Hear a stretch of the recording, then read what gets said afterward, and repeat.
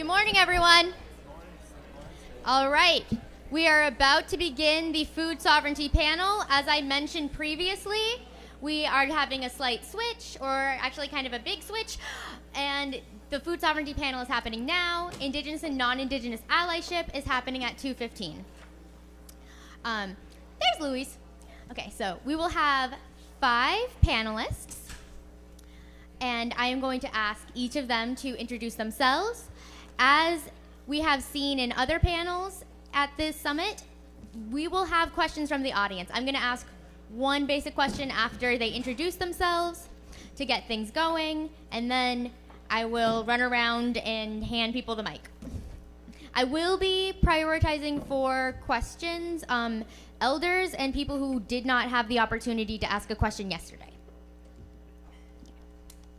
All right, so without further ado, can I get people to introduce themselves? Yeah.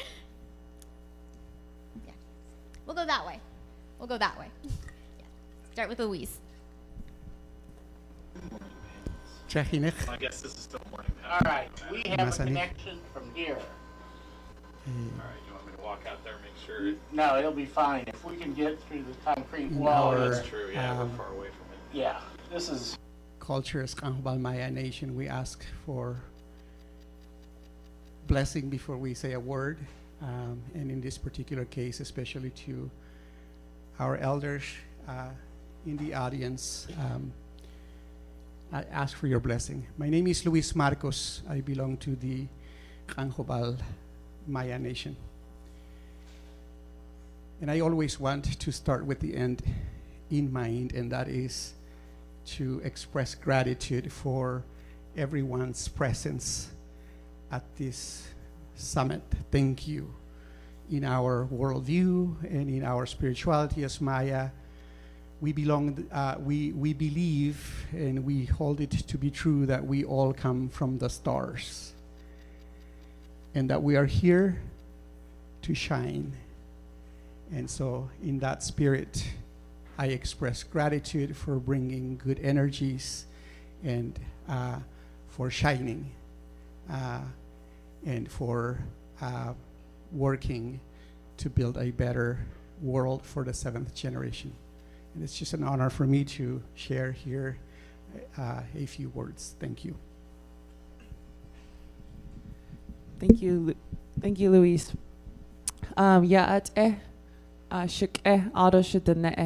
Greetings, my relatives and my people. Lyla June. My name's Lyla June. I'm from the Nanisht Ejitrachitni clan of the Diné Nation, as I said yesterday. We're also incorrectly known as Navajo. And Nanisht Ejitrachitni is a clan that I get from my mother. We are a matrilineal people. We get our last names from our mothers, not from our fathers.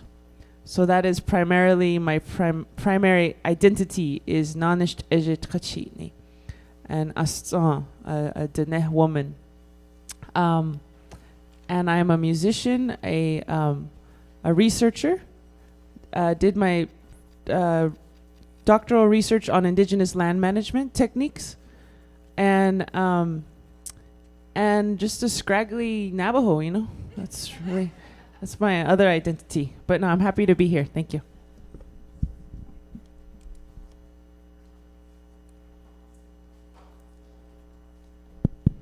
Good morning.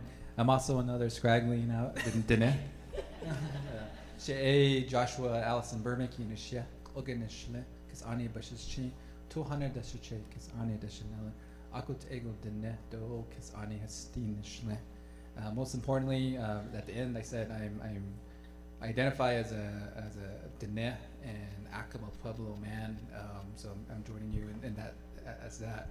But I'm also joining you as a father, as a farmer, as a developmental scientist. I'm a researcher at Johns Hopkins University, and I study child developmental trajectory, and how they navigate their space and how they overcome obstacles like trauma, stress, historical losses, So that's what I do. But I feel like I have to put on my farmer hat today and say that I'm joining you as a Pueblo and Diné farmer.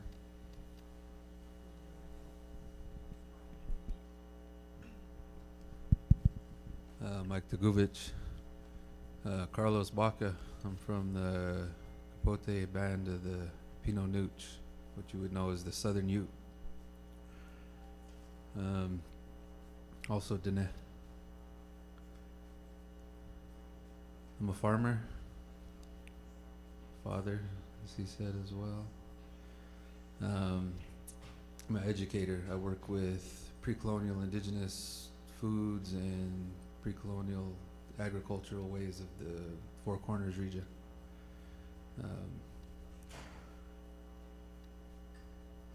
Have a farm as well. That space is used for teaching, predominantly, mainly just youth. And I'm a co-founder of the I Collective, which is really the largest indigenous food sovereignty group in the U.S., connected with Mexico and Canada. We have 24 tribes represented within us. More than anything, though, I just hang out with my sheep and turkeys and crops, and life's good.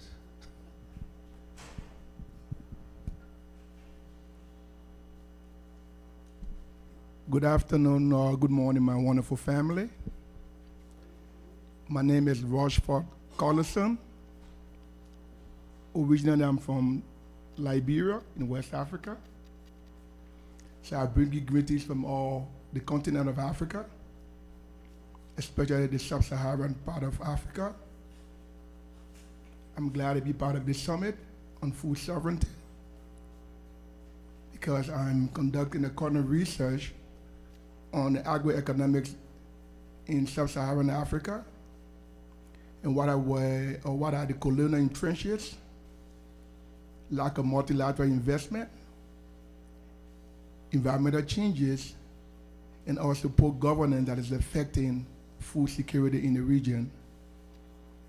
Looking at the fact that we have 60% of the land mass being natural assets with the capacity to grow and even possibly feed the world. So my research is in that area. I'm grateful to be part of this humble panelist, and I hope that probably our exchange will be something to not change the perspective as to what our indigenous heritage of roots are, because we are all indigenous people, as the senior brother Steve was saying earlier, but rather reanimate the positions and the visions we have when it comes to food in the world.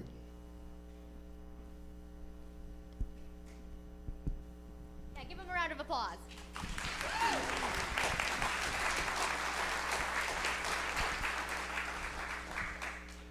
That was just the right amount of applause.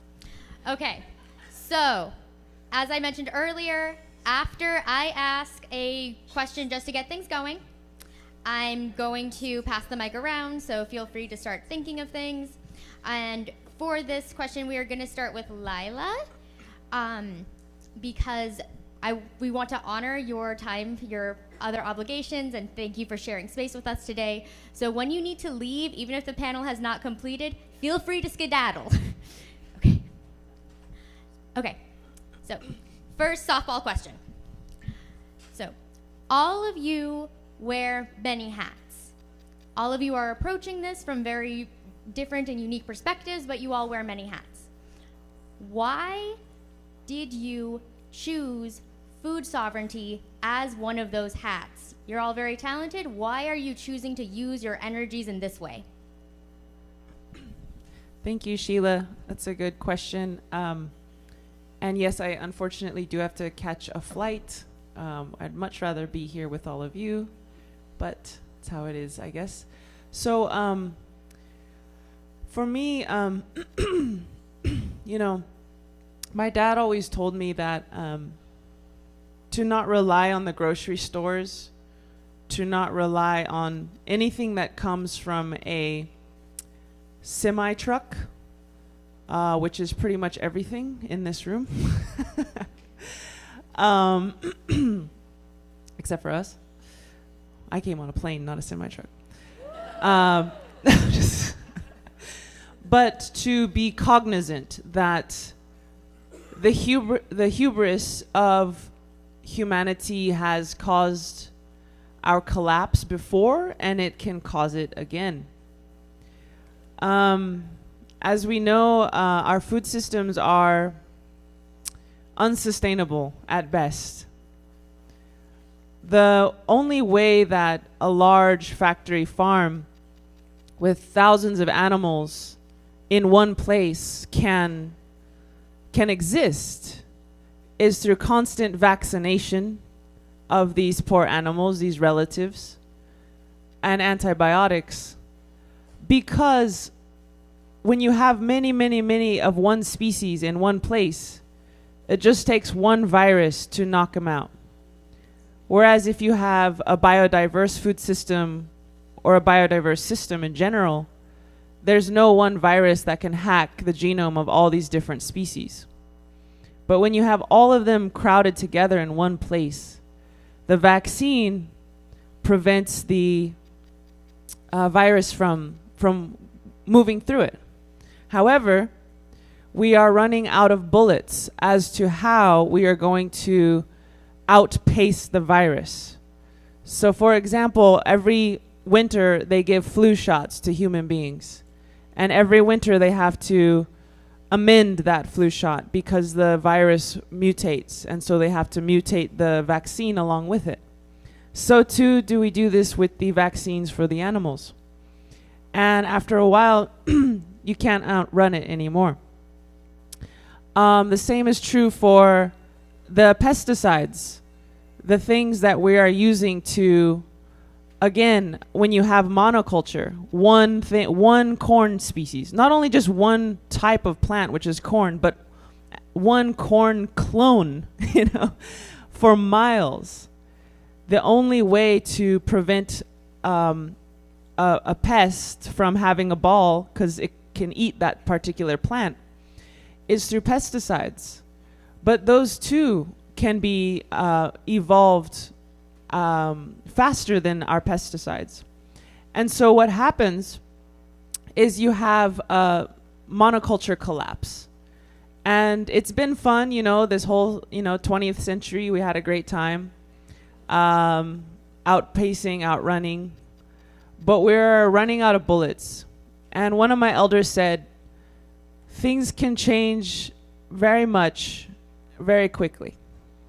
And I don't mean to be doomsday or anything like that, but it is true that Chaco Canyon, one of our ancestral cities, it collapsed. We had a caste system. We had hierarchy. We were not behaving in a good way. And we say Creator sent us the gift of the drought to give us the courage to change. And that collapse resulted in our people learning the hard way, the importance of equality, the importance of kindness, the importance of honoring the land. And so there was uprising and drought together. And now when you look at Diné people and Pueblo people, we don't say that anymore. Oh, this clan's better than that clan. We don't have that anymore. All of our clans are equal.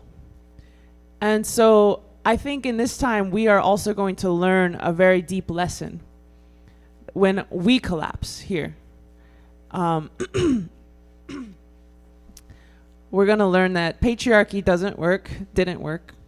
Someday soon we'll say, oh, that didn't work. Human supremacy, this notion that humans are above other life forms, that makes no sense.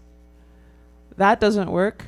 The way we waste water, we don't honor her, that doesn't work. And so a lot of us were born into this system. We didn't choose it. Many of us, myself included, barely can fathom an alternative.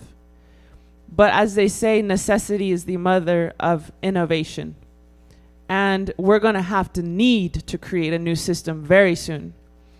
Living local and off-grid will no longer be a cute hobby that people want to do. It'll be a necessity. We must learn, not must in a moral sense, but in a real sense. We will have to learn how to live locally again. So anyways, that's why I got into food systems. I never thought I'd be a food lady.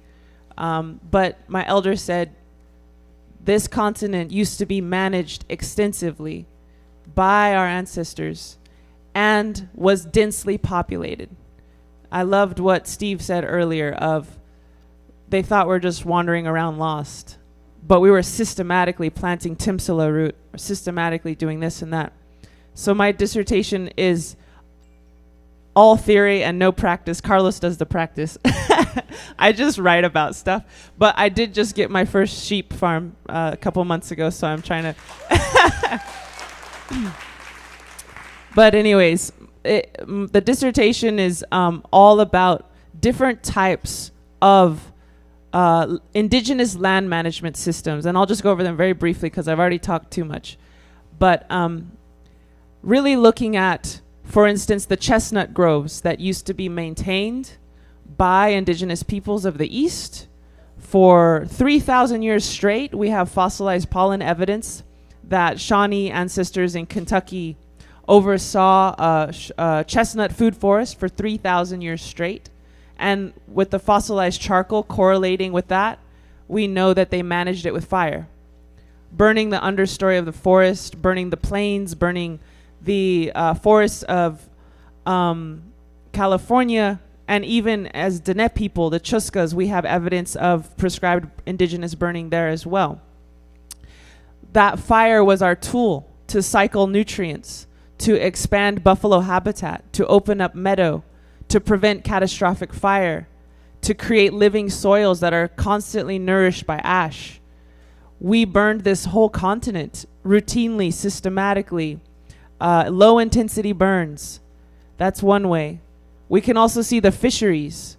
We know that Algonquin-speaking nations harvested oysters out of the Chesapeake Bay for 3,000 years straight without end. In the last 300 years, American management has reduced the oyster population to less than 1% of its original size. We know that Chumash peoples hunted sea otters, abalone, and kelp fishing for 11,000 years straight, based on archaeological evidence. We know that our Pacific Northwest brothers and sisters created clam gardens by building intertidal rock walls that are 6,000 years old. We know that the Cualtecan peoples of Texas have been hunting bison in the Austin, Texas area for 6,000 years. We know that our food systems worked. They were sustainable and they had longevity. However, more important than the practices that we did to maintain these food systems was the inner value system that drove our actions. That is the special sauce. That is the magic of our people. And those values were respect, reverence, reciprocity, relationality, equality of all life forms. And that birthed our strategies, which were habitat expansion, which were augmenting the base of the food web, etc. But it's the heart, the value system that drove these things. And so even though a lot of our knowledge has been destroyed by the boarding school system, we still have our values, which is love, kindness, respect, reverence for all life. And if we simply design from that root, we can become sustainable again. So there's a lot more I could say, but I will leave it at that. And thank you for letting me speak a little bit.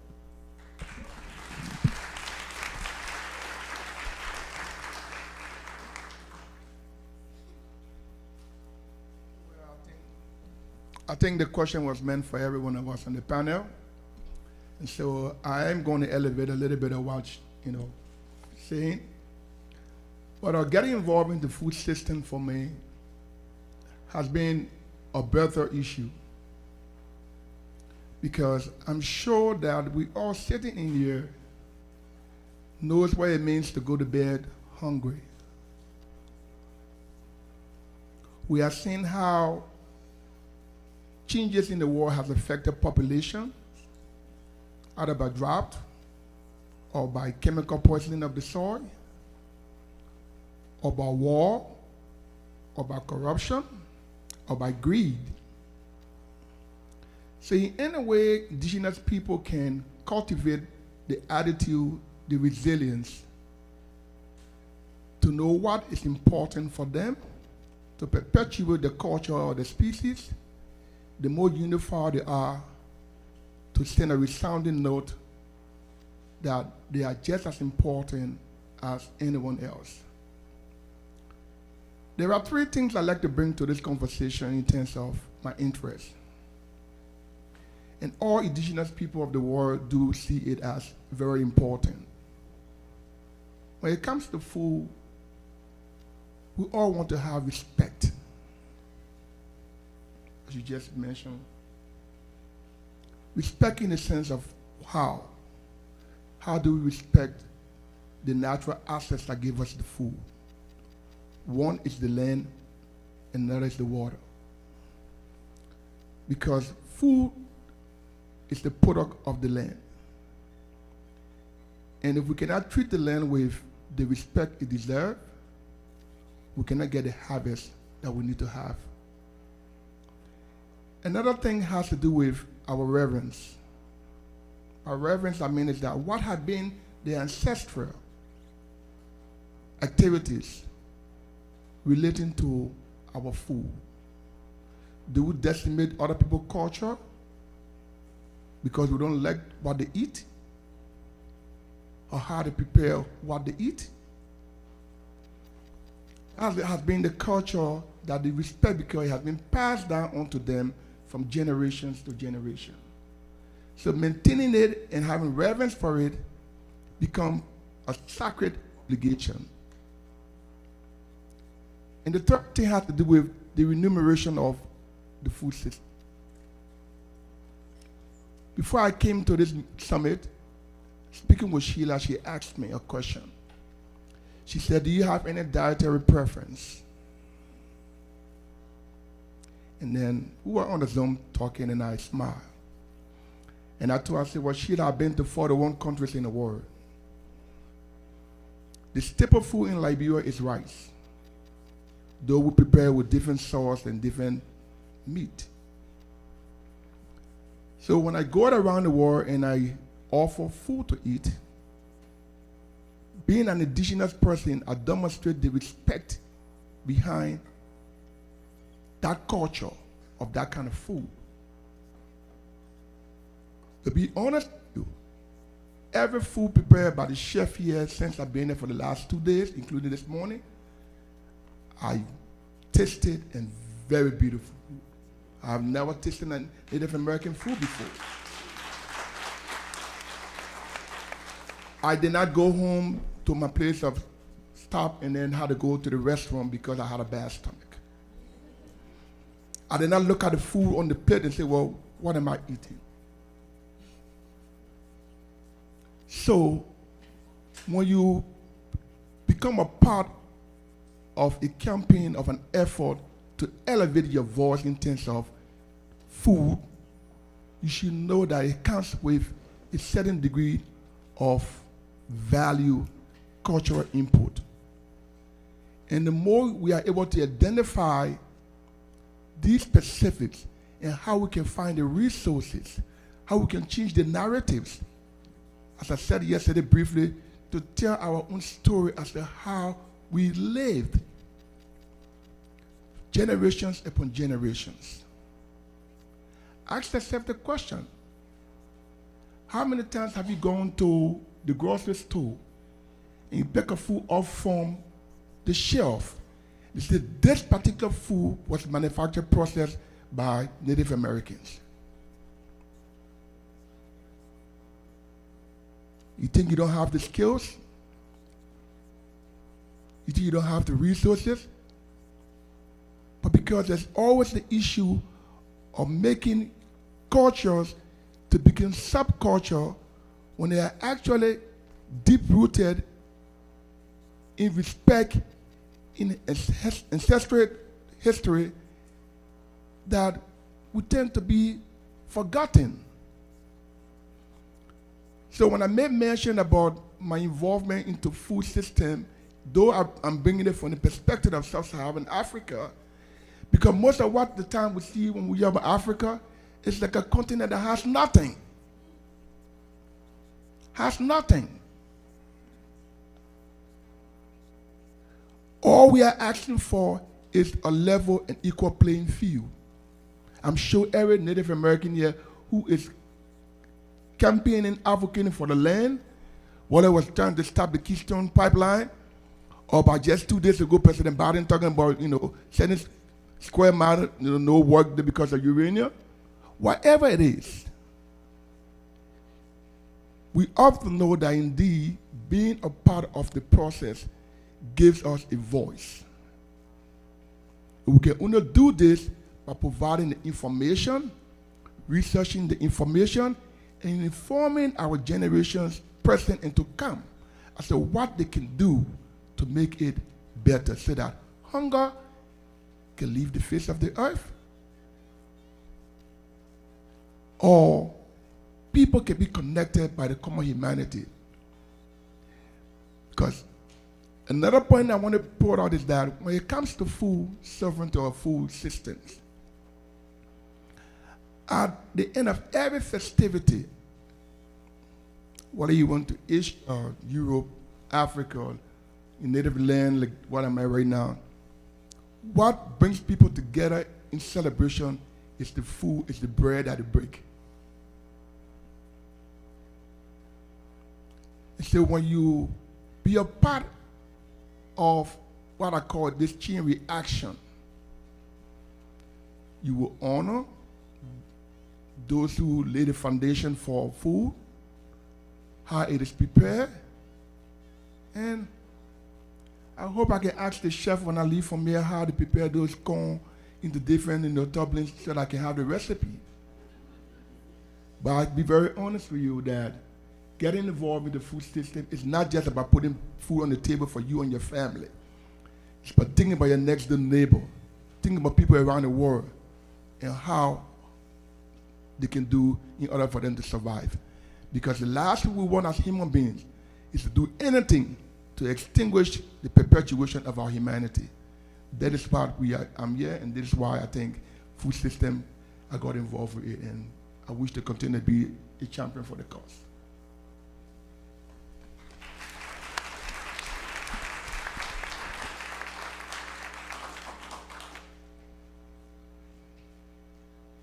Who's next? I'll go, and then my big brother here has to go after me. It's just the rules. So I trained at the University of Kansas, so just south down here. So I feel very welcome to come back here, and also there's a lot of parrot people here too. So I'm very grateful for that and being around family. So I used to run around on the Iowa lands and Omaha lands, and that's where I really got to reconnect with the land and do some major growing up. I was an adult. I was in graduate school, but this is really where I had a chance to step away from things I grew up doing, farming, hunting, and I realized how the displacement allowed me to appreciate what I grew up with more. But I also was training as a developmental scientist, and I literally went to school to study myself and kind of how I am, why I am the way I am. So that's how I explain my career and my path towards neurodevelopmental sciences. But I realized that there were a lot of lessons I was learning from my Western training. So PhDs can be helpful sometimes, but it really was these indigenous knowledge systems that really, these indigenous ways, these ways of life that really like solidified stuff that the Western stuff said was true, but it was, and it was always happening in weird and interesting spaces. I remember hunting with some good friends of mine on Anishinaabe land, and taking some men out for the first time hunting, and it was in those spaces of helping these men to learn stuff that they didn't get a chance to learn, learning how to track, how to hunt, and how to process the deer. that I realized that the indigenous male brain is so unique, so special, so powerful, and is important, that I realized that challenged a lot of what I was trained as a neurodevelopmental scientist. And what I saw was when these men coming from different spaces, indigenous men, get their first hunt, they get that deer. It's not what we see the Biliganas, the white man, do with the cheering, the screaming, the shouting. It's the exact opposite, actually. You get tears, they cry. And I think about my first hunting experience as a young boy, hunting our ancestral lands near Chaco Canyon. That's where my people come from, on my Acoma side. And I grew up hunting that, and I remember those moments of just, you put so much work into hunting and tracking that elk, and you finally get it, and it's emotional. It's not cheering, it's not high-fiving, no adrenaline rush. It's actually, it's a release of those feel-good hormones. And so I really think about when Native people, Native men, boys are allowed to be in this space of what that means when I see that elsewhere. And I saw that down south of here with these men who were relearning and learning how to navigate these foodways. That's when I had this aha moment of I needed to piece together all these old stories, these old ways and these things that were told as Navajo people. As Diné people, one of our universal laws is it's responsibility, taking care of one another, family first, truly family first. On my Pueblo side, it's that land stewardship piece, how to take care of the land. The land is so I bring these back into the center in the work that I do now. And I think the reason I'm drawn back to food systems is because at least in Pueblo culture, it's the male, the farmer, who really has the last say. We have our tribal leaders, we have our clan mothers, we have our medicine people, and they do what they're supposed to. And I see that happening here. We see our tribal leaders go off and represent us and look nice and go to spaces, and they do those things. Our medicine people hold space and heal us and take care. But all these people need food. All these people need food. And in Pueblo culture, it's actually the farmer that has the last say. The person that controls the food in the area and takes care of the food. The person that doesn't go to the ceremony because they have to irrigate or they have to take care of the food. The person that eats last because they're the ones that prepared the food or brought the food. So I really think back on this traditional role more and more about what that means. And that has really drawn me back to how important the food system is and food sovereignty is. And I think during the Tsétsêhéstâhese, the big cough that came in 2019, we realized how delicate our food system is on the Diné Nation. But I also saw something very special happen, is that those of us that were living these old ways, that had been living the food, the hunting, they were the ones that weren't fighting over the spam or the bread or the toilet paper. And I think that really is a major lesson learned over the past 3 years, is that these ways of life are so vital to our survival. And it really truly is the farmers and these people that live the foodways that control our community. And so I'm trying to find that intersection of how to bring in neuroscience, public health, epidemiology, and how to bring that back into our cultural activities. And again, I learned this out in the fields here in the Midwest. I did my dissertation with a bunch of little Anishinaabe children who taught me a lot. How to be patient, how to be humble, how to be gentle. But most importantly, they taught me a lot about their ways, being the keepers of the fire, the power that they have, and the responsibility that they have. And that's always been a constant reminder. And I did my study, and I looked at children's trajectory into kindergarten, and it was the children who were actively taking part in these cultural routines, who knew the food, who knew the names, who knew where the deer ran to. It was those children that were the ones that had stronger academics, stronger self-determination, and they just had a better joy and happiness in the spaces and where they interact. And that's, from there on, I've dedicated my work towards trying to bring back these traditional home and cultural routines that really are the medicine that all our Native people need to restore to be healthy again. And it all comes back down to food. And so, yeah, that's why I got into this.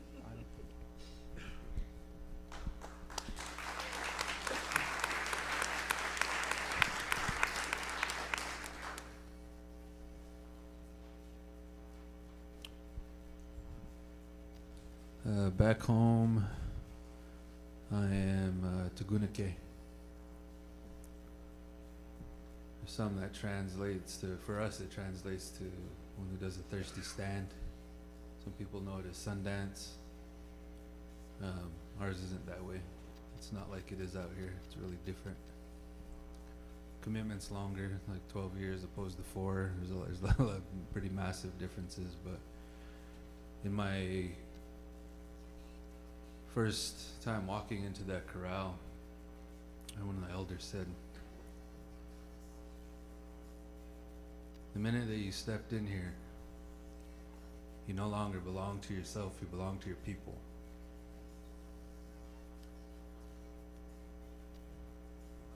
So I had to sit with that. It's a scary concept. So I had to say, what do I have? What do I have that I can give to my people?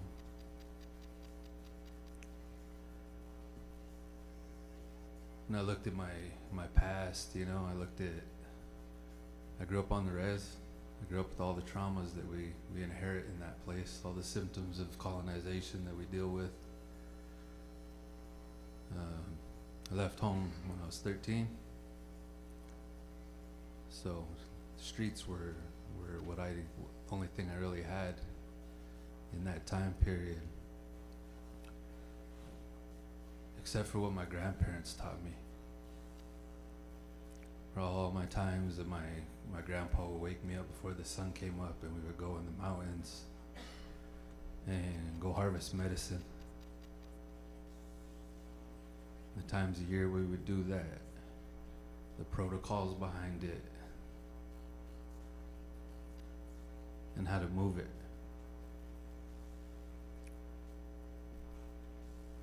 The times we went hunting, the times that we stole peas out of my grandpa's garden and we'd get yelled at, you know. All the times my grandma would send me and my cousins out with grocery store bags to go harvest certain greens, certain things. She said, get out of here and don't come back till that bag is full.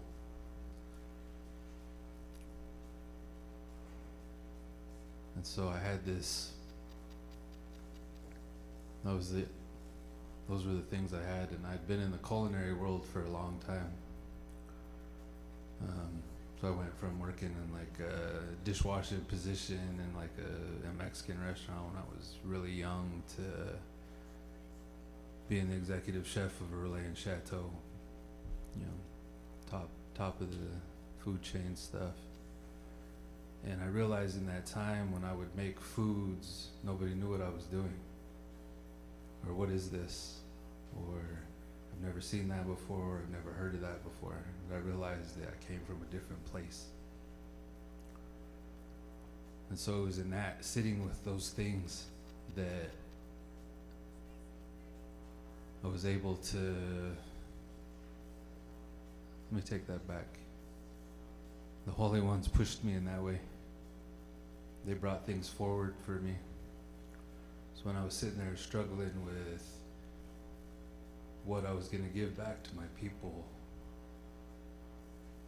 an opportunity with the Southern Youth Cultural Center and Museum came up, and they said, hey, we're going to do this. We want to open a little food space in the museum. Would you do that for us? I said, sure. And so I spent the next 4 years of that timeline completely dissecting my entire diet, my entire concept of cuisine, and really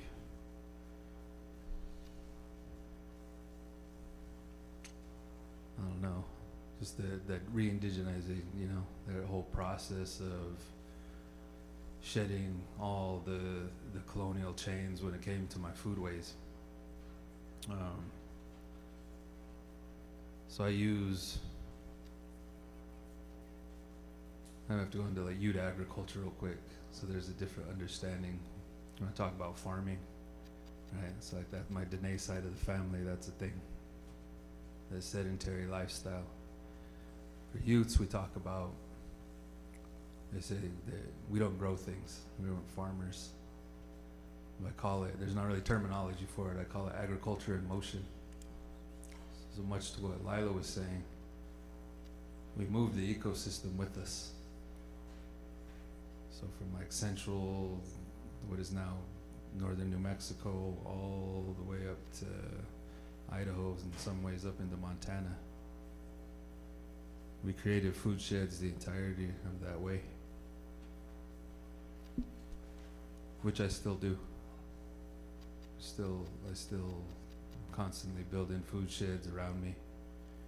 And the farm is a prime example of that, where we've reintroduced, I think, currently 83 indigenous species back to a space that was completely deforested and devastated by horrible cattle practices and moving the watershed, destruction of the entire, and I mean the entire ecosystem, not one indigenous plant left. So,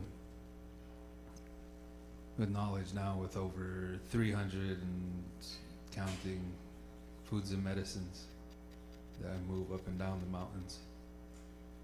So, in that time period of being able to learn all these things and break down who I am, Holy Ones have given me that as a special gift to be able to have space to have people come experience what that means, you know. And for me, that's just where I'll be, you know. That's I've been at it for, I think, like 13 years consistently. This is all I do. It's my entire existence. So that's why I'm here. Thank you.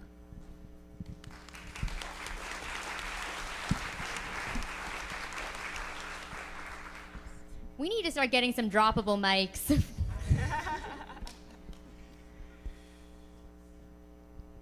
Again, I would like to continue with, if I may, just expressions of gratitude, and then I will say a few words why food sovereignty. But first,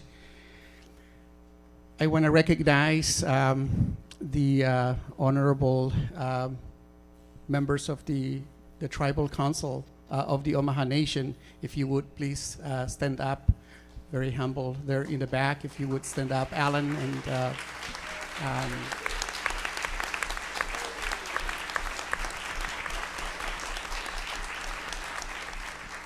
thank you for allowing us to flourish on your sacred lands, and we always call the spirit of your ancestors, and it has given us strength to be here. Thank you. I'm honored to serve as the ambassador of the Kahobalmaya government to the Omaha tribe of Nebraska. So I would also just honored to, if Chief Dr. Rudy Mitchell, if you would stand up, please. And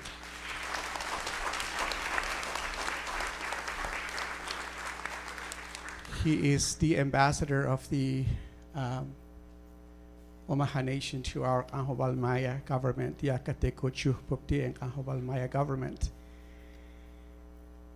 We tried to bring our the Secretary General for our government here, but we couldn't because of immigration reasons, and so we'll try again. We also have the Vice Chair of the Iowa tribe, if Vice Chairman Lance Foster, if you would stand up, and the delegation, the Chief of Staff, if you would stand up, please, or and Cheyenne Robinson also, yeah, the Vice Chairwoman of the, thank you. This summit here today, I would love to also recognize two powerful women. I only Maria Gaspar is walking in. Maria Gaspar, Eulalia, if you would stand up.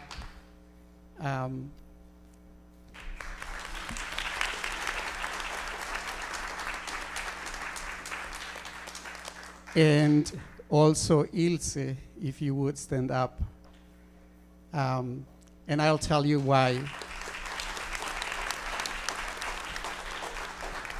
This summit started because we were targeted by immigration. Key leaders of our Maya nation were being arrested.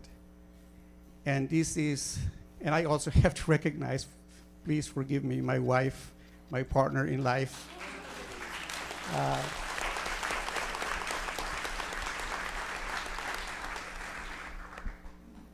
And of course, Maya women, Lola Marina Juan, Dominga, and Lisandra, also present here.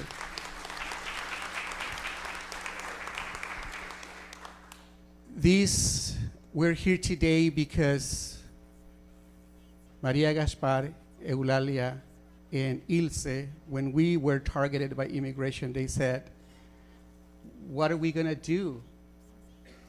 Like, we are being targeted, and our leaders are being taken, like, and we don't have a say, we don't have a word, you know, and so that's why we created the Maya Human Rights Program. And so we looked at the UN Declaration on the Rights of Indigenous Peoples, and we said, well, if they sign this gotta mean something to them. So, and Article 36 of the UN Declaration on the Rights of Indigenous Peoples states that indigenous peoples divided by borders of states have the right to develop contact for spiritual, political, economic, cultural, and social development. And so we brought that into the immigration court systems. Let me tell you, it took us educating attorneys, judges, but we said, we have the right to be here. We have pre-existing rights to be here. But that, so we celebrated the 2013-2014 International Day of the World's Indigenous Peoples Conference is what we used to call it.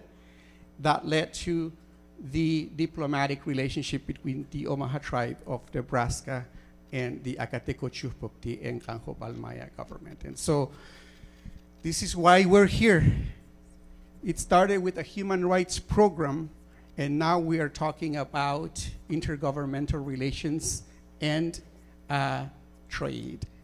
Thank you, Lyla, for, please.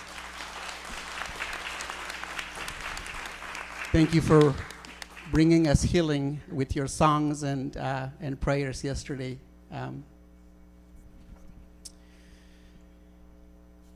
I want to see if there's any other tribal leaders, tribal council that I don't know. I also want to recognize Councilman Pricer, Don Pricer.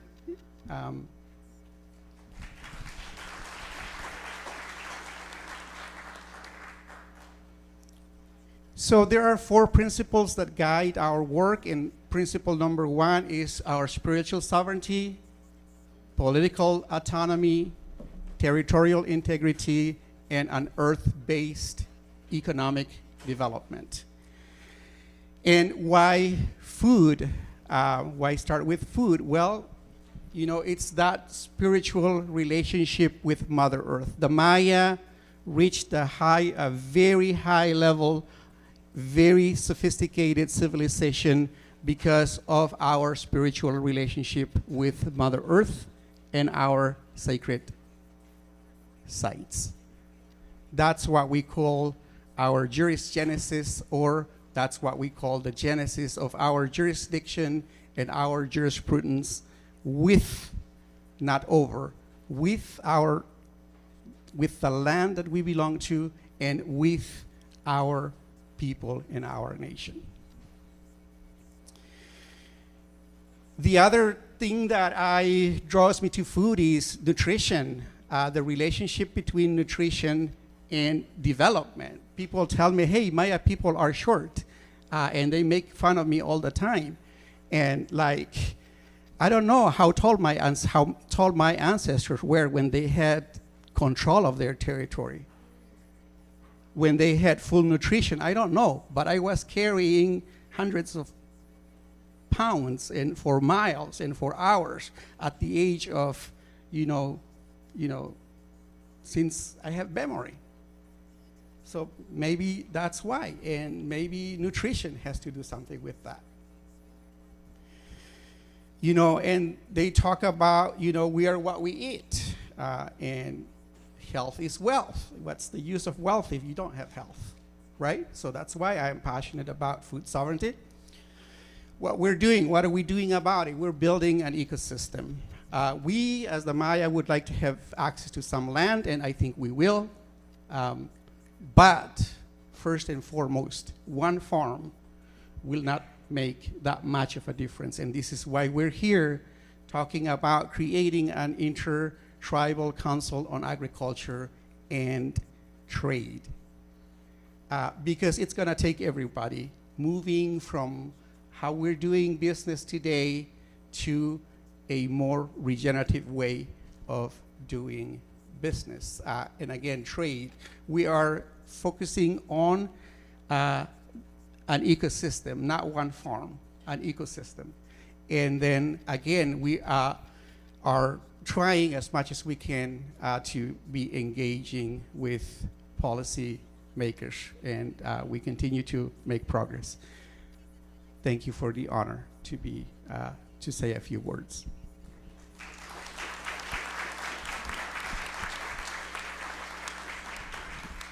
All right, thank you all. We are going to open up questions to the audience, but first, can one of you who is wearing a watch tell me what time it is? Okay, oh, yes, there's a clock right in front of me. All right. Anyhow,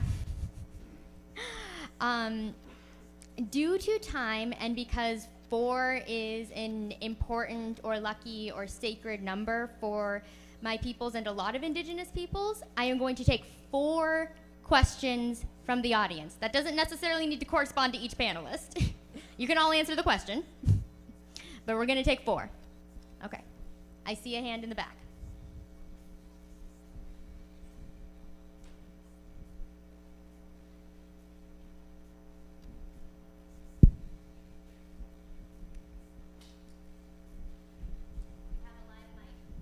Hello. I just wanted to ask if any of you have any wisdom to share with growers that live in heavily industrialized areas that are trying to provide food for their communities.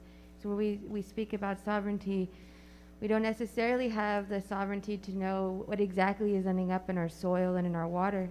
And when we talk about providing food for our communities, as someone who tries to grow food, it feels very scary to encourage others to do that when I don't know what chemicals are in our water and are ending up in our soil and our air, and how that's transmitting into their bodies when they eat those foods that we're growing or encouraging them to grow.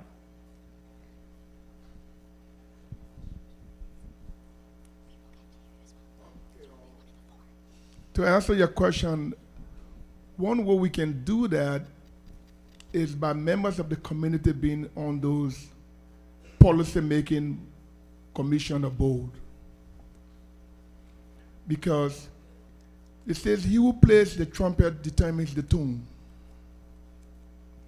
So if you want to make policy changes as to how industrialization will affect your environment to pollute your water or your soil, you must be on the panel, on the board that help to make the decision. Because if you are not there, those who are there will make the decision for you. That's quite simple as that. Do not leave policy making practices, laws, legislation, regulation to the hands of the politician. So that's important to have ordinary people local farmers, mothers, husbands, teachers sit on these commissions to educate. Because what is missing in our environment is the education. And education goes with renewal of the mind, goes with the renewal of your humanity. We all saw the movie that Grandmother Lion showed us yesterday. We all saw the shifting in politicians trying to run away from the issue of the Flint water crisis, of the Keystone Pipeline. So had there been members of the community sitting on those regulatory boards, I think there would have been a different paradigm shift in the outcome that we saw. So, are we electing people who understand food systems, sustainability, environmental justice to our board? Are we teaching it in our curriculum for our children so they can become better stewards of the environment? So if you went to a school board meeting and they say, well, we are not teaching environmental education in our curriculum, there's a need for someone to sit on that board to say that, yes, we need to teach it. Because with knowledge comes power. If we fail to do that, they will leave our own survival to the detriment and the whims and caprices of politicians. By you being on the board, shifting policy for your community, you are doing just what is right. So, in a nutshell, I would say being part of this commission or this board, electing people there, appointing people there who make sense, will do a far more better. Now, we see that recent time we had the first Interior Secretary being the Native American. Between you and I, honestly speaking, that is belated. That is very belated. And also, we need to continuously have Secretary of Agriculture in this country who are Native Americans. Because they understand what it means to preserve food, the sacredness of food, and to preserve those sacred elements of water, soil, and water view. So let there be more representation, on these boards or in the agency of government to help, shift the narrative as to what people can do to make industrialization an impact on the community on that.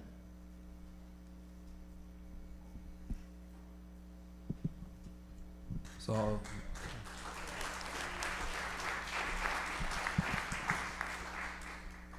I would say I travel pretty extensively. I've worked with tribes all across the country, and in some urban space. And Detroit and Minneapolis in particular have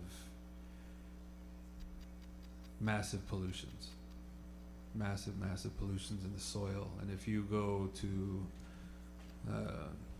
the urban res, Little Earth in Minneapolis, they have a farm there.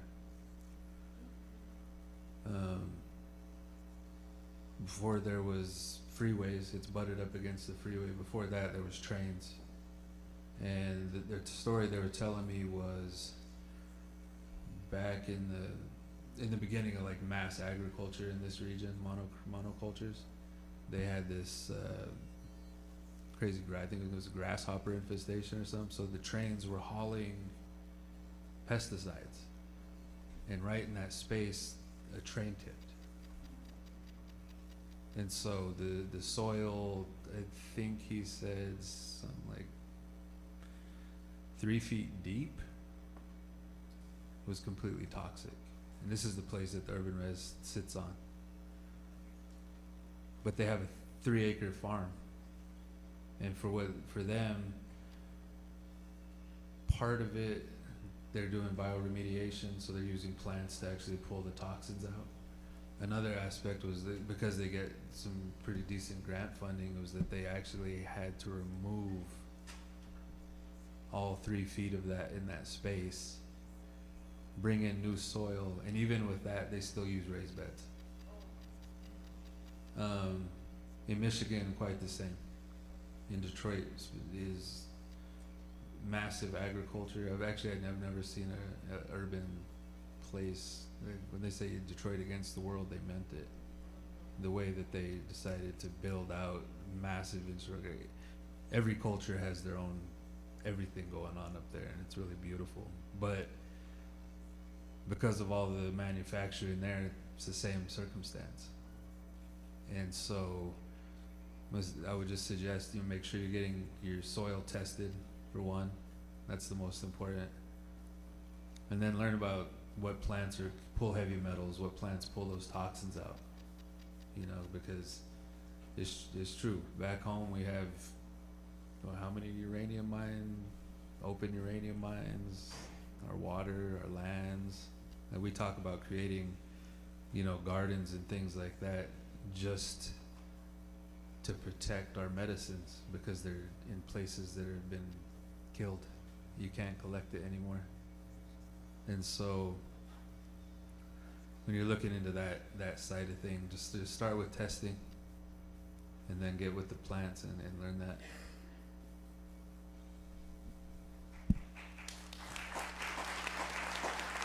I just had a few comments as I heard this question. I want to answer this from really more of a land advocate, again, the steward and caretaker as a farmer. And I think it comes down to like how we behave as humans. Like when things aren't going the way we want, whether we have a tough farm year or we can't grow certain things, we have to ask ourselves, is that really our calling? Is that really what we're supposed to be doing? And again, I think about my time out on Potawatomi Res, just south of here, and I learned that these keepers of the fire had a very special power and medicine. Even these tiny little kids had that medicine, and their medicine when it came to the fire and other things, like that was their thing. And I never got in the way. I never questioned it. That's just how it was.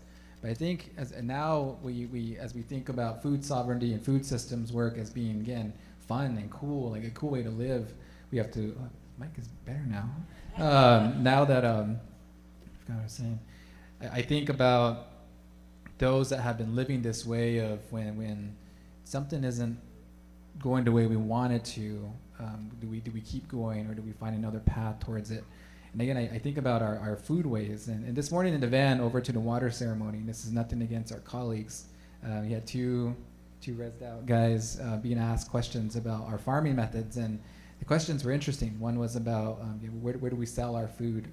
Where do we go? Who do we sell it to? And my immediate mind was like, oh wow, that's an interesting one. I was like, we grow it to feed ourselves. We're not trying to sell it. And then another question was about what was this? There was another one.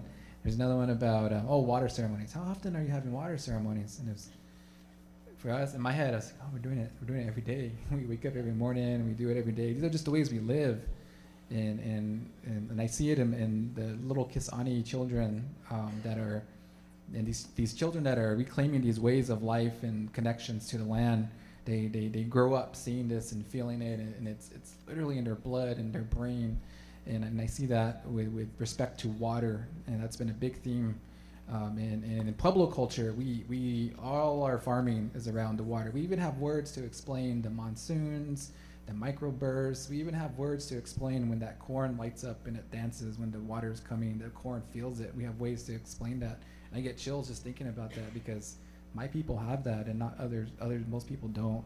And it's just, there's power in that. And you never see an umbrella in Pueblo land. And if you come to my res, which you're all invited to do, if you come with the umbrella, that umbrella is going to be taken away, and they're literally going to throw it off the cliff, because you don't shield yourself from these things. And this guy was telling me about what he did when it rained yesterday. He just went out. That's the way of asking those questions. Am I supposed to be here? What am I supposed to be doing? And I think about these disruptions and these challenges we have that we're facing as Indigenous people, especially in urban spaces. There's a lot of reclaiming, reconnecting, and that's powerful. That's important. There's already ways of life and ways of doing things. There's already things that are supposed to be grown there.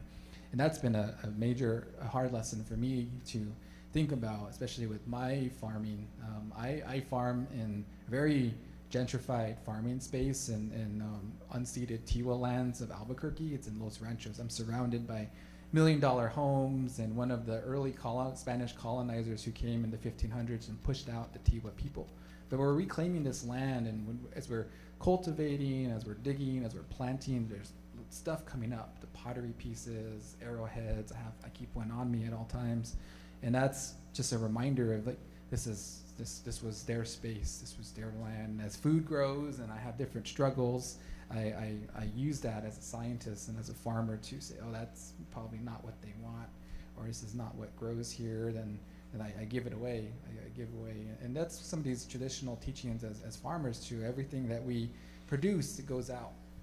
Our first keel goes out, and what we harvest, we don't keep every year. We give it out, and so it's this balance between prayer and hope and just knowing your connection to the land and the space. That's so important. That's where you start, and I think that is what we're missing a lot in food sovereignty. Is we're just trying to pick and pull things together, and sometimes it's maybe not our calling, but there's other people that have those ways, and we need to find out who those people are.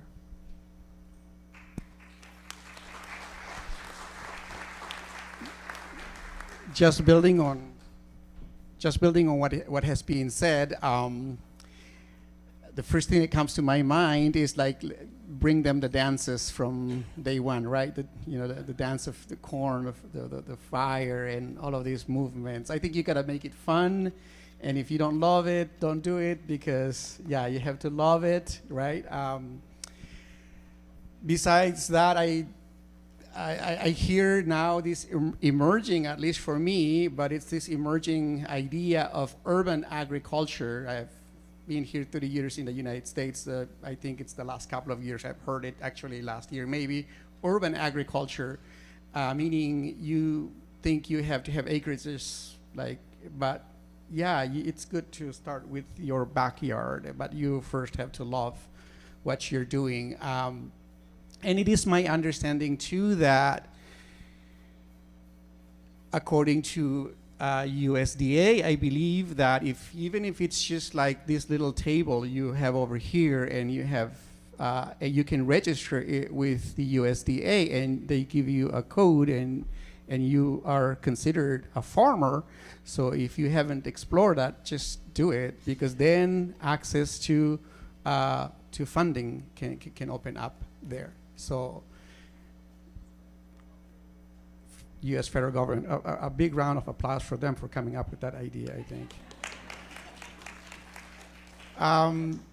The other thing is, of course, then you talk about, land changing hands pretty soon. So I think it's good now to get introduced into these ideas, and then hopefully position ourselves to accept, to take some of these lands, and most importantly, talk to people who are actually doing it. I mean, Dr. Narciso Torres, his doctorate, his honorary doctorate is because that's what he lives, he breathes that.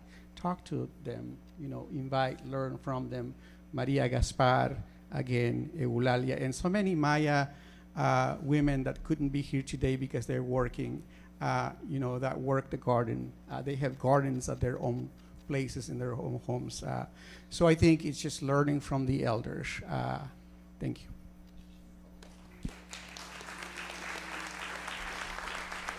Okay. Thank you all for that. This was a great answer. Before I pass it on to Quinquet, I have to make a comment, because I'm just mad. Not at any of you. I'm mad at colonial systems that do not label living on desecrated land as a unique form of trauma. Whenever you go into a white man's mental health facility, they give you this questionnaire with a bunch of adverse experiences, and they never have on there, did you wake up today in a country where your land has been poisoned where all your land that used to be a sign of life is now death. So, anyhow, I'm fired up.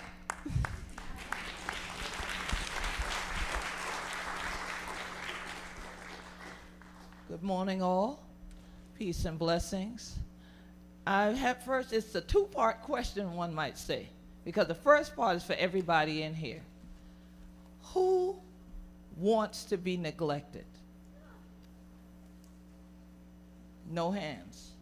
Okay, so the second part is for the panel, because one of the things that I've discovered the first evening that I came into this room and we were having dinner was that I felt trapped.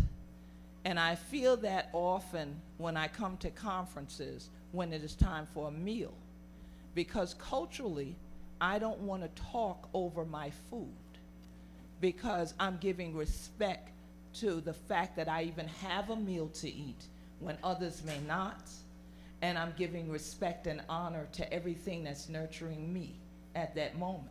So I'm engaged spiritually with that meal, is what I realized to put into words in an English fashion for people. And I've had this discussion before at sessions where people saw me eating, I mean literally food in my mouth or fork heading to my mouth, and they come over and start trying to talk to me. And I'm saying, even in the Western world, I thought that was rude because I got food in my mouth, you know, and you're waiting for me to answer. So as I was sitting here thinking about this session that I was looking so forward to, I want to ask all of you, and I'm sorry my sister had to leave, but I want to ask all of the panelists, in regard to food sovereignty, do you feel that we might be losing out on some of our food because we're neglecting it?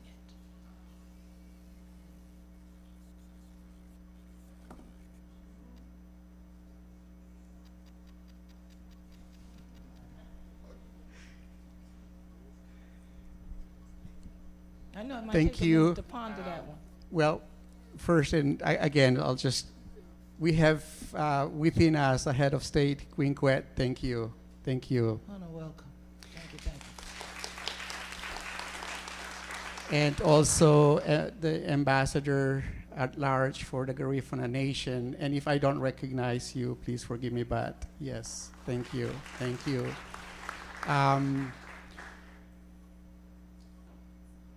The first time that I became, listening to Chef Williams, is it Chairman Williams, I believe, he talked about, just come to the city of Omaha and you will find an Ethiopian restaurant, you will find a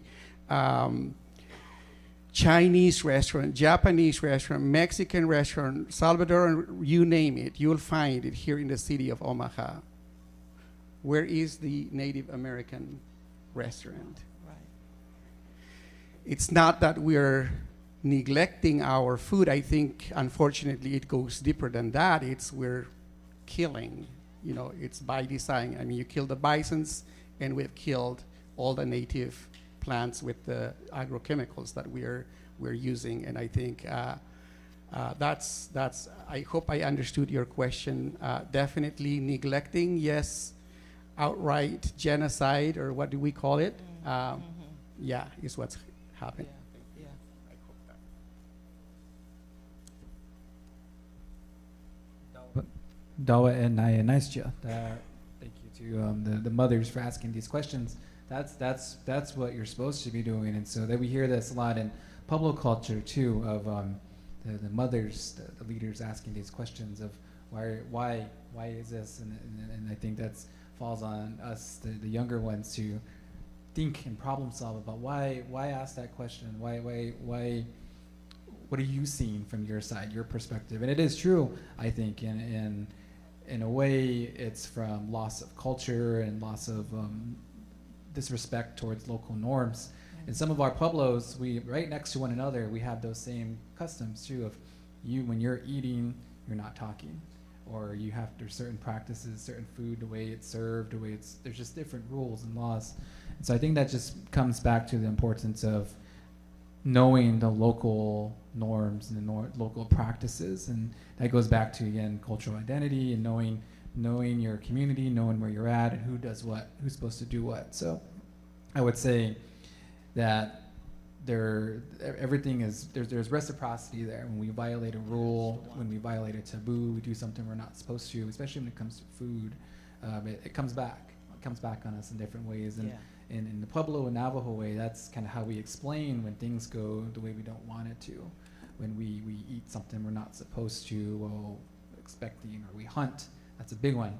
When a family, a household is expecting a young child, they're not hunting, they're not killing, they're not doing the butchering, it falls on someone else. And when you violate that, something comes up in the pregnancy. And so I think those old rules, those old laws are there for a reason. Yes. And again, part of food sovereignty, again, the reason why the farmers in my community really have final say is because they're the ones that can say, here is what's happening to the land, the animals, the food, and here's how we go about fixing that.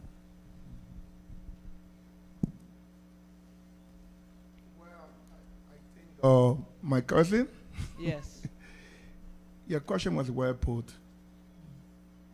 There's no way to actually cross against it, because traditionally, even in African culture, where I was born and raised, you don't talk over food.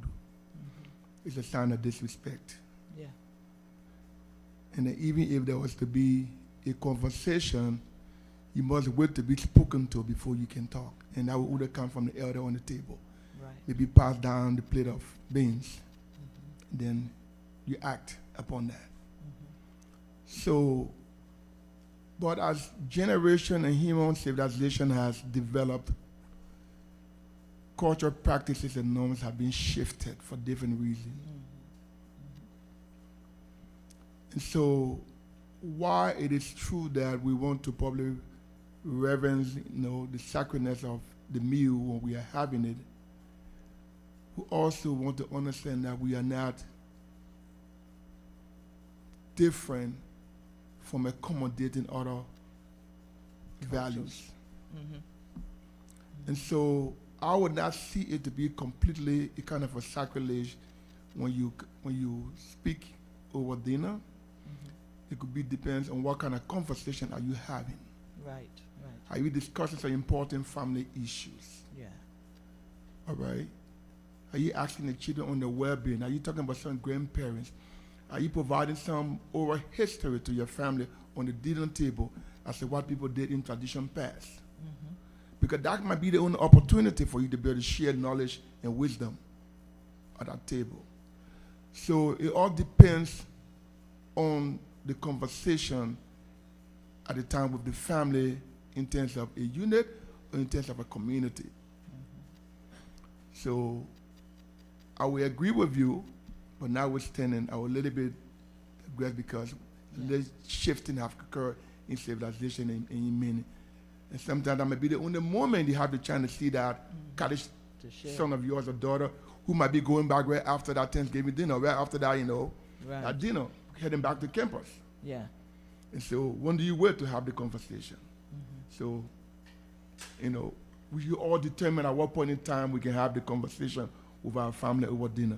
But indeed, it's obviously a sign of respect to not talk over food when you're having it. So.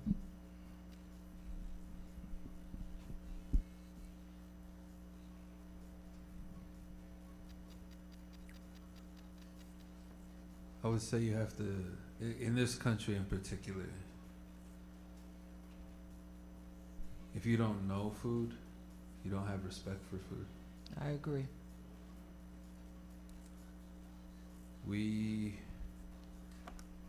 The American culture in and of itself is about consumption. True.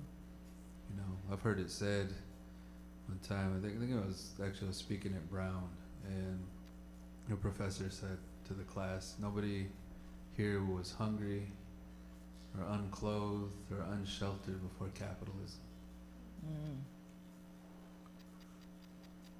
And that still holds true. And I'm not going to say this in a way to shame anybody, but how many people know their food? How many people know the soil? How many people know the water? How many people know the plants that they put in their body, where they come from? Who put them there? You know? We don't exist in that space. And therefore, outside of like family, I think of my family growing food. And I think of the smell of the soil, and I think that my grandfather would never use like city water to do his crops. We would go in his little hatchback Vega with 50-gallon jugs, empty milk jugs, and go up in the mountains and get spring water for him to feed his plants. You know, but that's what knowledge is. That those are those circumstances where everybody comes together to feed everybody, you know? Yeah.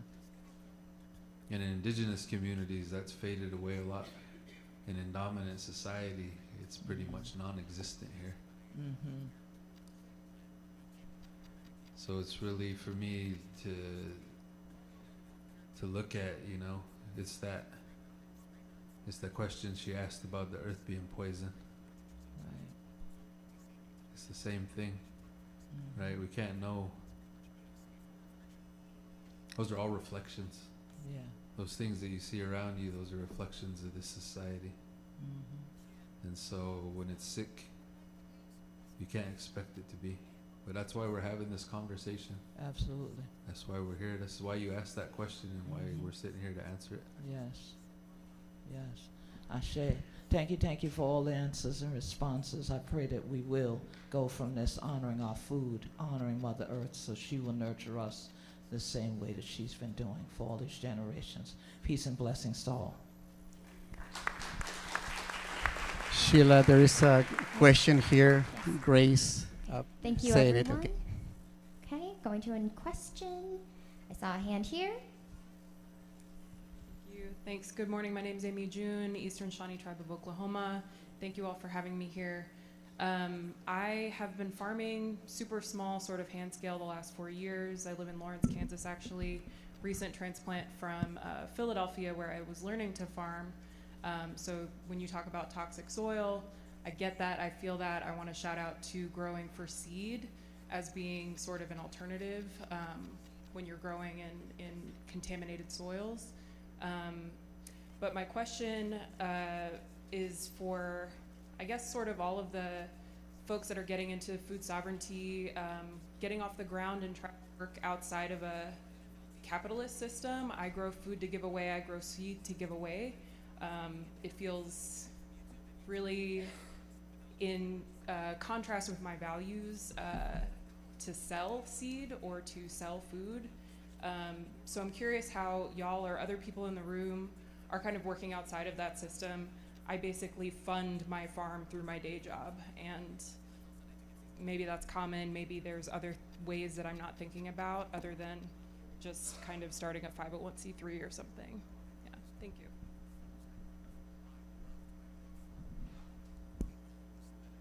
I will, this is the beauty of a panel. I will try to do justice, but I am sure that co-panelists will also help and will also add to the conversation, but those are profound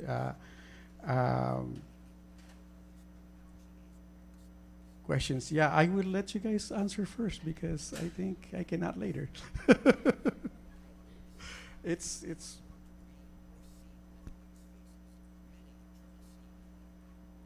I think I can like tie this back into the last question in a way, because we were talking actually on our car ride this morning about in the Southwest, and this is the privilege of being in our homeland still. That we're privileged in that way is that our cosmology and our language and our foodways are fairly intact. And even though systems were broken when we were removed to the reservation, stuff like that, over the course of the real surge in this indigenous food movement over the last like 20 years, has really pushed back towards trading endlessly. So everybody from the northern Pueblos up into Apache territory, over to Ute territory, we're always doing this, right? But previous to that, where we're sitting today, it was just microcosms. You know, I always do like, when I first started this work, I thought I could save everybody.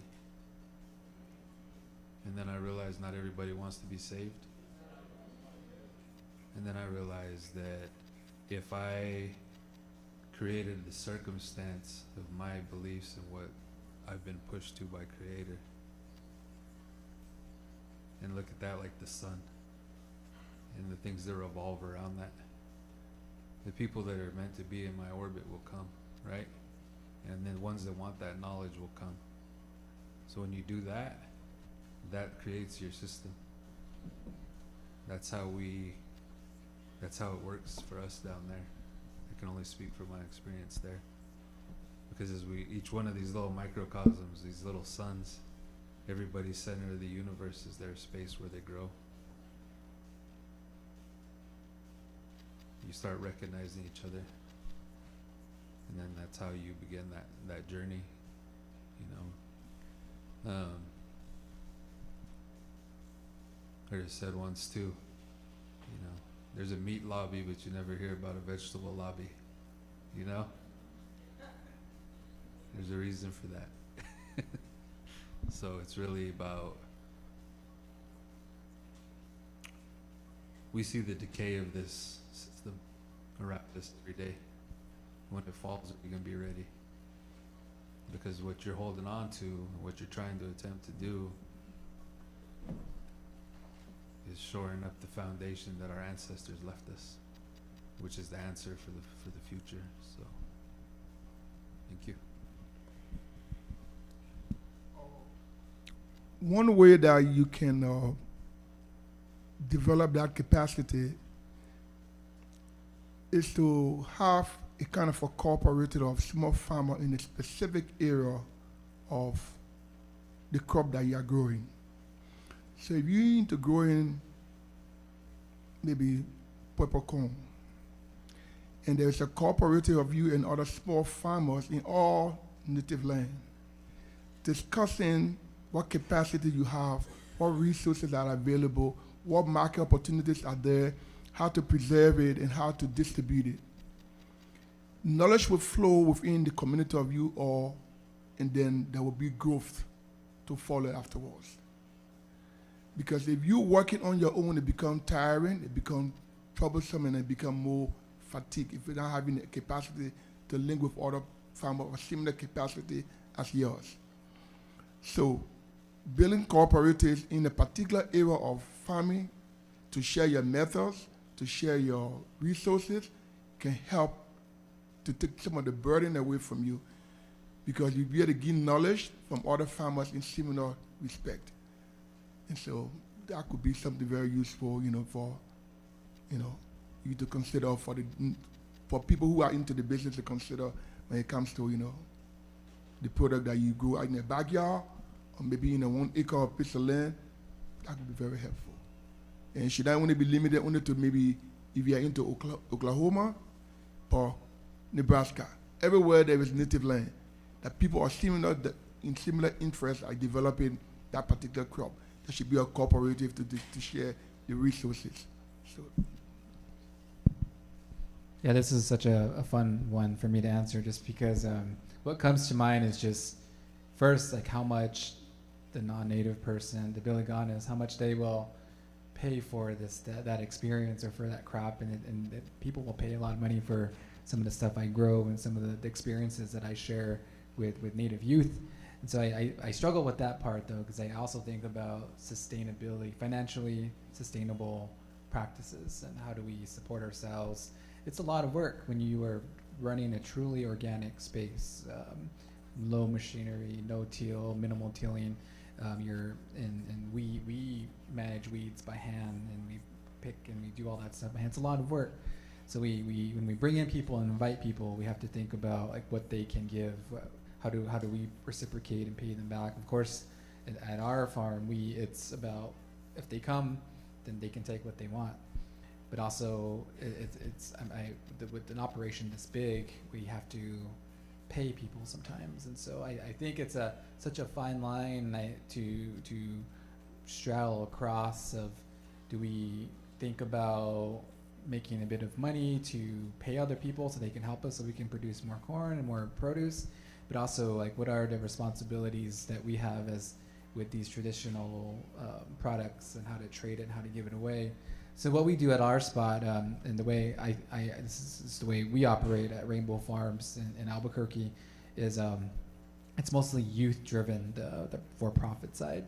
So at the Center for Indigenous Health at Johns Hopkins, we have come up with a clever way to help empower youth to use the skills that they have from their community to focus on the kind of the business side, how they can use their knowledge that they already have, if it's arts and crafts, if it's being an artist, or if it's being a farmer, how can they get what they're good at out, and how can they be proud of that? And there's a study that we did out in White Mountain Apache tribe in Arizona called Arrowhead Business Group, where it was meant, the actual goal was to address suicide clusters that were happening in the 90s and early 2000s, and we use what the Apache were good at, their crafts, and told the youth that you can master this skill, you can learn more, but also here's the connection to resilience, and here's the connection to the connectedness part, and all these other positive things that you get when you know your role in the community.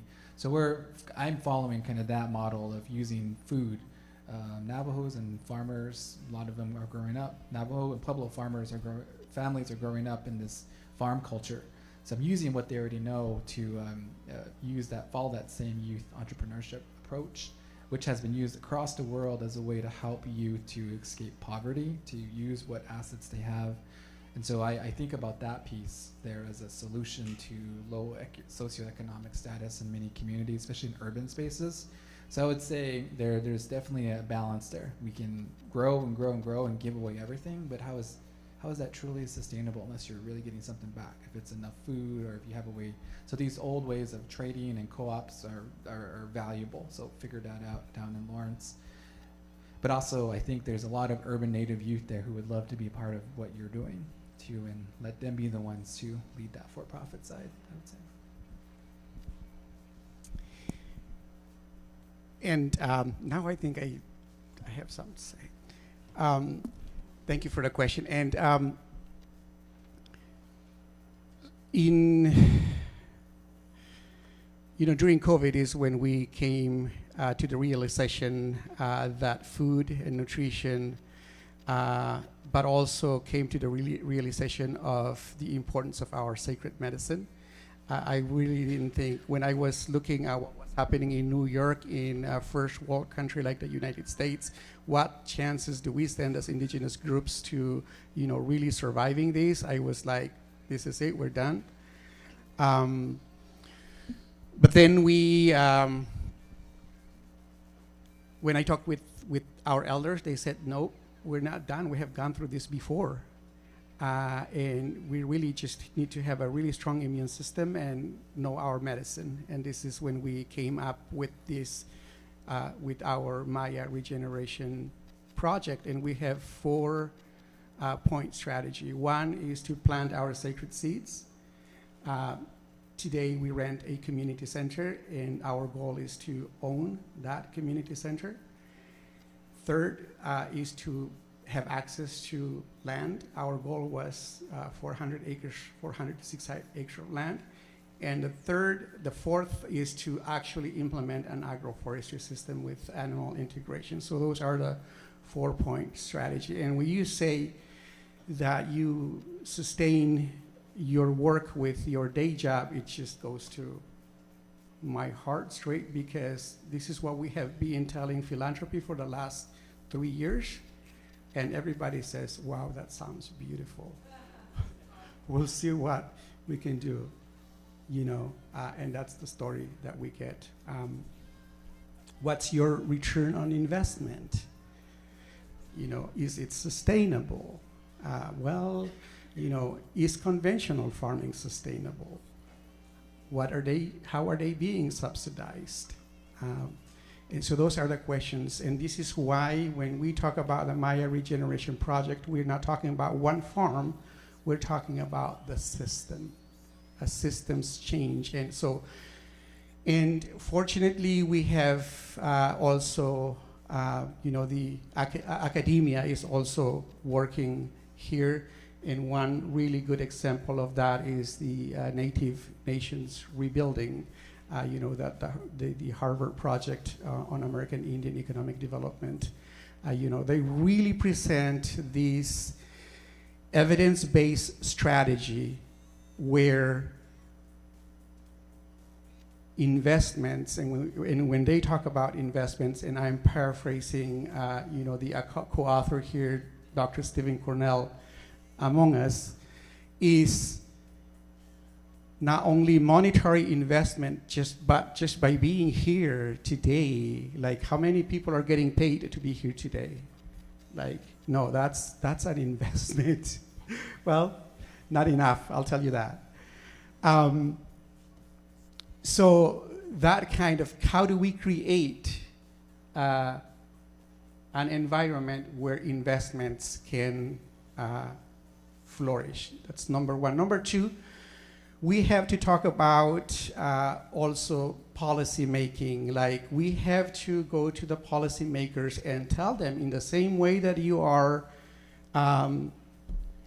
subsidizing, poisoning water and soil, you have to also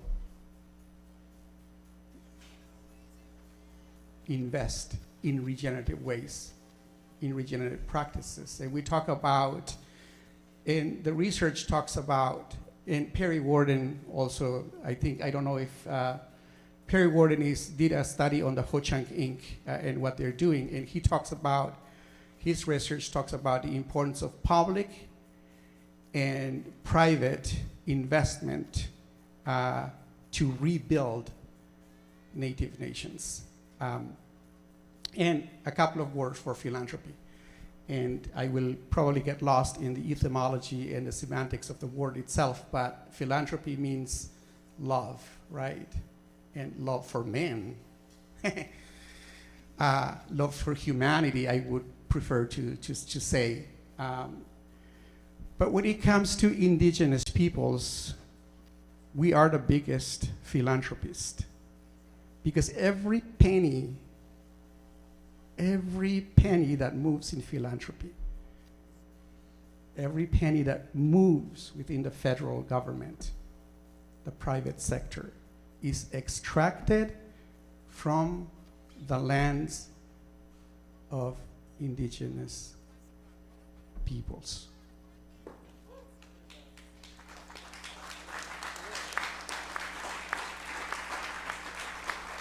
Can we have a drop of it? Can we have a little bit of what is being moved around when it comes to money, so that we can rebuild? And I'll just conclude by saying this. Maria Gaspar, the president, former president, or the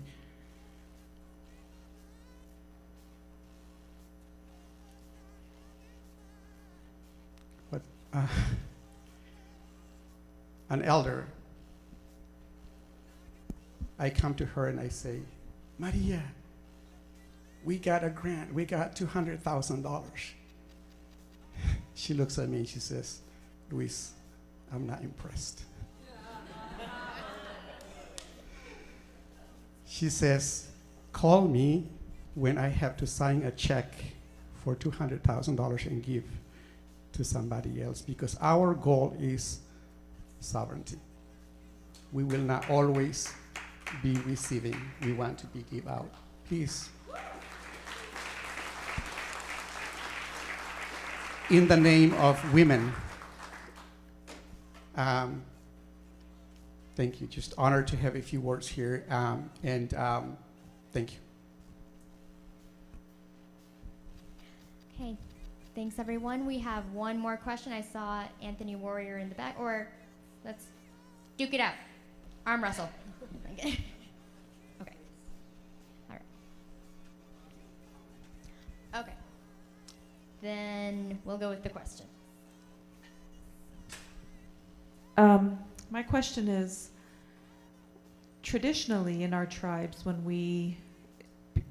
some people know about when you went hunting and you would kill an animal, you would offer blessing and prayer whenever you would harvest the animal.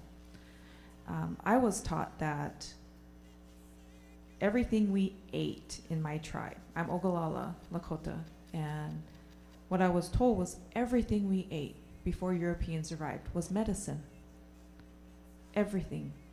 And it was healthy. So even when, we would take and we would harvest and we would forage, we'd offer prayer back for that. But one thing I had heard about that the spirit of the land, the soul of the land is gone, has been lost. And we need to call it back.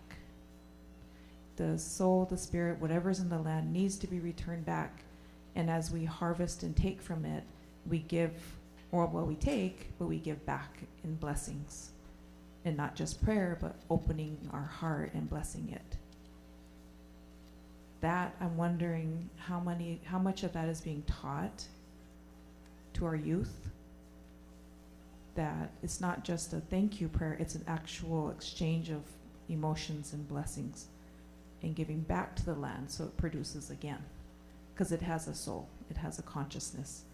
And I was always told those are our relatives. The land is our relatives. And so I'm always teaching my kids that. Wherever you go, even if you don't harvest, whatever you see, the trees, the land, bless it. Offer blessings from the heart. And it gives it nourishment. So we can continue to help it to grow back and become healthy again. So I'm wondering how much of that information are we sharing with our youth and our family and our communities?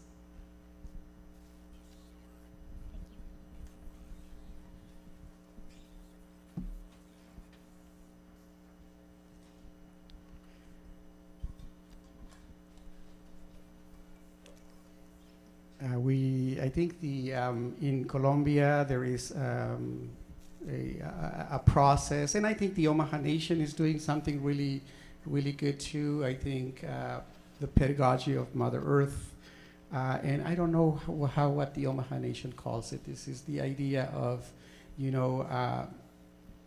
allowing Mother Earth to teach us, right? Having that contact with Mother Earth.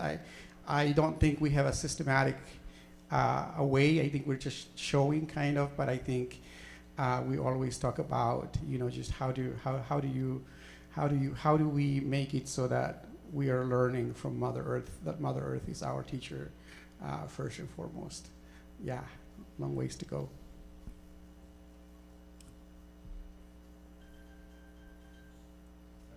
Thinking about how to answer that. So, but I think my initial response to that is you can't be a grower, you can't be eating your traditional food without knowing the stories and teachings that come with those. And I think that's true food sovereignty. True food sovereignty is when we have all our traditional foods and there's no biliganas around and we can do what we want. That's true sovereignty.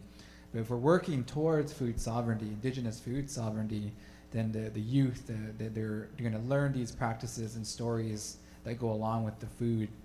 Their responsibility to take care of the land, being a protector of that land, being kind of first law, first rule.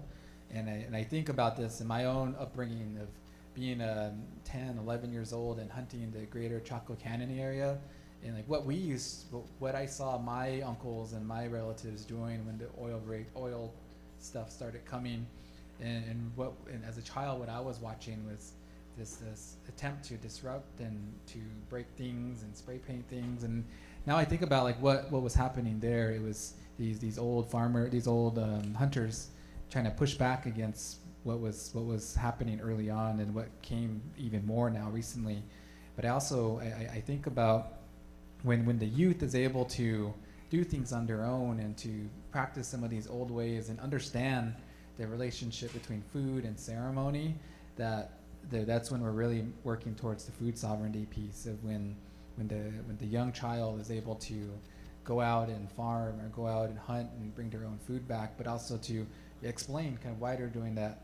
And I think about my son, who's a Pueblo deer dancer, and he's a good hunter. He's a good hunter, but he also knows how important it is to select your deer, because you use the antlers, we use the hooves, we use everything, and that's such an important piece. It's not just about killing something, filling a tag, and about feeding. And this is such an important Pueblo rule of your first hunt, that you feed everyone but yourself. And that's such an important teaching, and that really is the main lesson in teaching a young one to go out and hunt, is how do they bring that back to the community. And that's so hard in this American Western, our whole world now, where we're so focused on individualism, where we're so focused on competition. And I'm an early childhood researcher, and I see how our children act and behave when there's competition. The need to be the loudest. And if you watch and go to the grocery store and see how parents interact with their children, it's always this attempt to push them to be better than the other kid next to them. It's a really strange Billigana thing I've observed as a researcher of why would you want your kid to be better than the kid next to them? It's like they should be helping them, or they should be feeding them. And that's again universal law in Navajo culture. Diné culture is responsibility to one another, but also and that is responsibility to the land. And so we can't be trying to promote food sovereignty and grow things unless we're actually teaching the ceremony, the stories, and all those things that go along with it, because it backfires. And that's kind of how I think of it as a farmer. When you're humbled all the time as a farmer, and I think about this heat that has come so strong, and as farmers we see this change, the smallest change in temperature, we can sense it, and we know it's going to be interesting. It's going to impact our crops, our children, and you only feel that unless you see that cornfield, that plant as your child, because you know when your child's hurting, you know when your child is in pain, you sense it, you feel it. Well, the true indigenous farmer feels that in their crops, and the animal that they take, they know when it's hurting, they know what to do, and it's a connection there. And so that's food sovereignty to me. And so I think about what I'm learning in the past few weeks of this extreme heat. My sister is right now irrigating, because our ditch boss, our mayordomos, are the ones that tell us when we can water. It's this old way of getting the water distributed equally. And I'm not there, so I had to turn it over to my sister to go. But I think about how we've talked about the field, not as you need to go and take water. You need to go. It was more of the children, our responsibility. It needs to go. And she canceled everything she needed to this morning because someone had to do it. We weren't just going to abandon it. So that's such an important piece I think we have to work towards, is those stories, that respect and that responsibility that you have. And at the end, why the Pueblo farmer always has the last say, at least in Acoma. It's because we're not there for the council meetings or for the traditional ceremonies, because when that corn calls us and needs us, we literally go and cancel everything to go and take care of it. And that's the true food sovereignty, I think, when from a Pueblo and not Diné lens.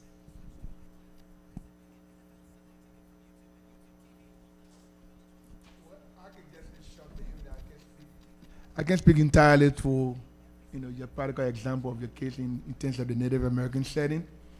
Well, I can just say to every one of us that our children live what they learn. And we are adults today. Some of the characteristics that we display in our life every day is because we learn it. And so we begin at the early age to teach our children what they need to do to respect, to treat, to grow these things that have matters to our own humanity. They will become better stewards than what we are. And we can't wait until they get older and then we want to teach them. I got two of my sons, they love to eat a particular leafy crop And it is the leaf of the sweet potato. Have anyone tasted that before? Okay. We call it potato grains. And most of the time that people will feed it to the rabbits and what have you. I get that. But, and that's what the importance of food. Now, I guess everybody's wondering, do they eat that leaf? They sure do. And so we grow a little garden in the backyard of my house, and then because they love it, so they develop the attitude of helping to water, the crop. And so they have the only time we trade that off a little bit, when it's extremely cold and we can't have it grown anymore, then we substitute that with spinach. Now everybody kind of linking to spinach because okay, I have tasted spinach before. They both taste the same way. If you don't know that today, let me let you know. So children will live what they learn, and so that can just be the better example maybe to give you and every one of us.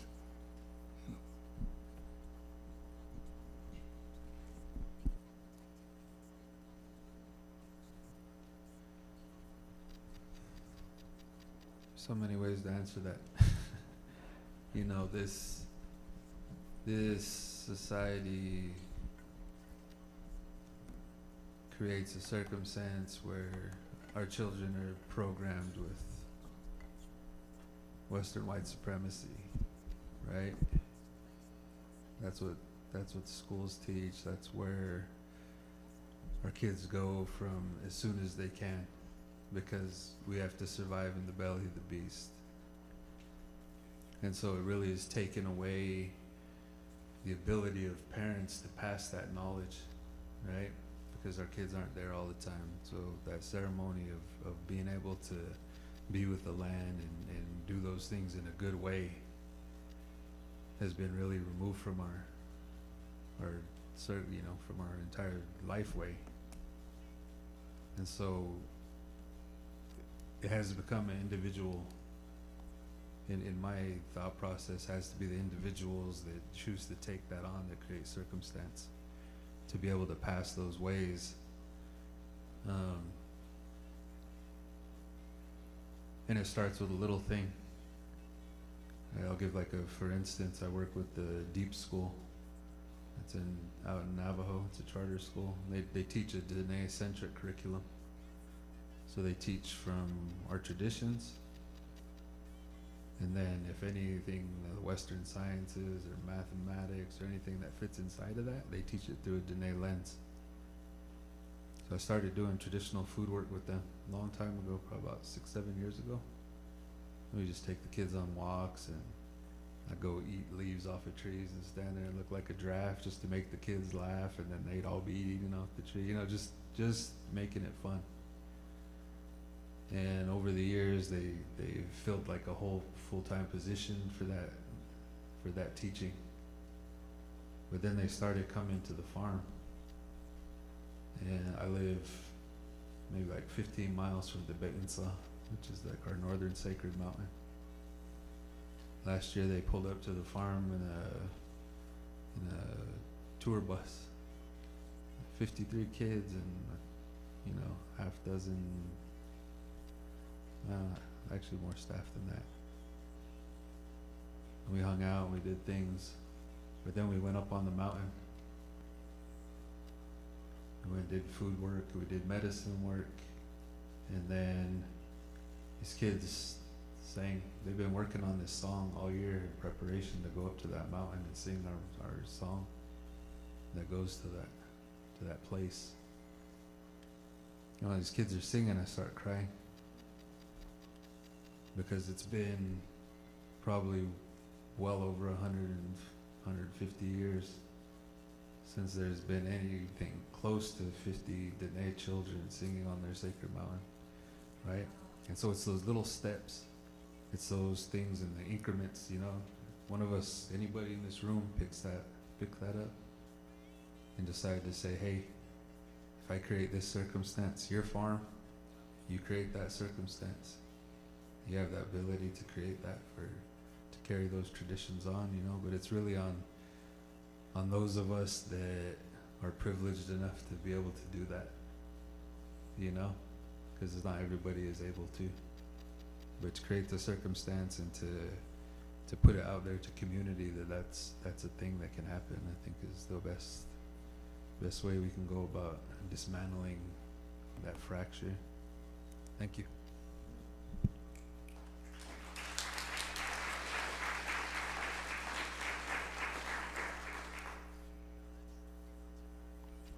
That concludes this panel. I profusely apologize to the water panel, who's now an hour and a half after time, but honestly, I think next time we're just going to build in more time for the panels. And this was I think I can speak for everyone, this was a profound and very rich conversation we all just had here.